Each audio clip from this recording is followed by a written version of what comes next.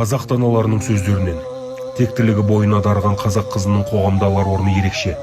Қыз баланың алдында әдеп, ізет көрсету еркектік қасиеттің бір түрі. Қазақ ұлты қыз балаға әрдайым құрмет көрсетіп, дөрекі сөйлемеген.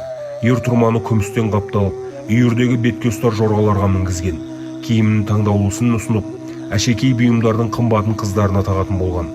Қазақ ұлты қыздарын құрметтегені соншалық жырдастандар арнаған. Қазақ қызының инабаттылығы мен әдебі тек қазақ ұлтының ғана емес, бүкіл шығыс әлемінің басты символикасына айналған.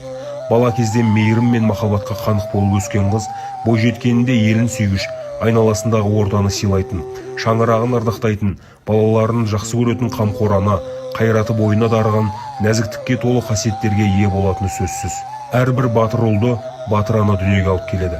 Қыздың үйдегі орны қай кез болмасын төрде болған.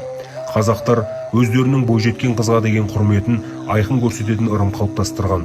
Бұл құрмет жөніндегі ереже, сонымен бірге өмірде басшылыққа алынатын кең таралған тұжырымға айналған. Мұны орындамаған үй қожасын бақытсыздық, жоғарыдан жаза күтеді.